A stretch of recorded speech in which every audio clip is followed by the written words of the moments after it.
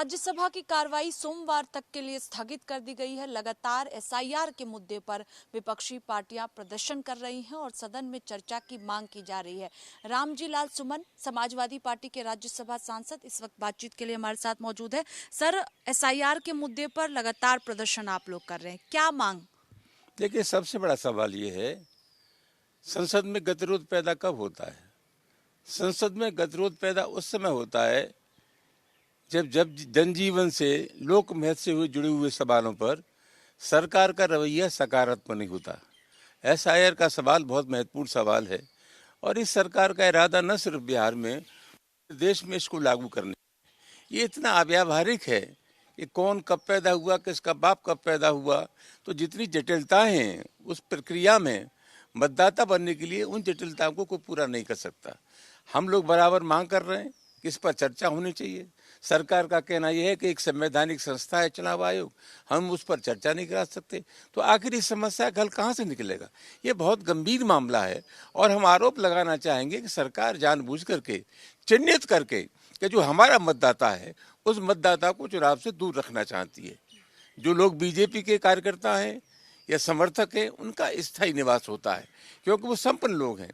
हमारा समर्थक जो मतदाता है वो काम की तलाश में बाहर जाता है, गरीब है, बेबस है, बेसहारा है, लेकिन लौट करके फिर अपने ठिकाने पर आ जाता है। तो ये कहना बिल्कुल भी न्याय संगत नहीं है कि वहाँ का मतदाता नहीं है, वो वहाँ का मतदाता है। और जो 14 विकल्प सरकार ने सुझाए थे, उन 14 विकल्प का इस्तेमाल चुनाव में होता है। तो सरकार का जो रवैया है वो बिल्कुल अव्यावहारिक है, जिद्दी है। हम सब इतना चाहते हैं कि संसद में इस पर चर्चा हो जाए और सरकार अपना पक्ष रखे। तो जब तक क्या चर्चा नहीं होगी तब तक विपक्षी पार्टियां एसआईआर के मुद्दे पर हंगामा करेगी, क्योंकि 21 अगस्त तक संसद की कार्रवाई है और रोजाना अगर देखें 21 जुलाई से जब से कार्रवाई शुरू हुई है, रोजाना स्थगित हो जा रही है। हम जानते हैं कि सरकार की गाड़ी कमाई का पैसा है। हम इस राय के हैं कि संसद चलनी चाहिए, पर नहीं करता। ये इस बात पर भी निर्भर करता है कि सरकारी पक्ष का रवैया क्या है। सरकार इस पर चर्चा करा दे तो गतिरोध खत्म हो जाएगा, वरना निश्चित रूप से इसमें गतिरोध बढ़ेगा। बीजेपी कह रही है कि विपक्षी पार्टियां चाहती ही नहीं है कि सदन के अंदर चर्चा हो, इसलिए बेवजह मुद्दों को उठाकर बाहर हंगामा करके सदन की कार्रवाई स्थगित हो जा रही है। ये बेवजह का मुद्दा समझते हैं बीजेपी के लोग। इनकी बुद्धि के लिए मैं प्रार्थना ही कर सकता हूँ।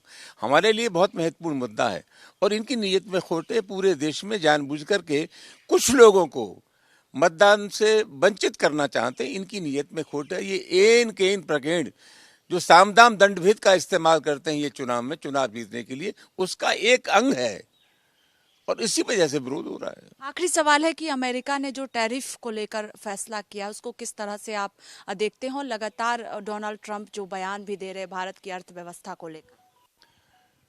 ट्रंप तो मोदी जी के दोस्त थे। 25% टैरिफ और उसके बाद भी पेनल्टी, ये बहुत गंभीर मामला है। हिंदुस्तान का बाजार इससे प्रभावित होगा। और सबसे महत्वपूर्ण सवाल यह है कि जिसको अपना दोस्त समझते थे हम अमेरिका को, अमेरिका का आचरण हमारे प्रतिकूल है और पाकिस्तान के अनुकूल है। बहुत शुक्रिया बातचीत के लिए। कैमरा पर्सन देवेंद्र के साथ स्वाति पाठक, भारत समाचार, दिल्ली।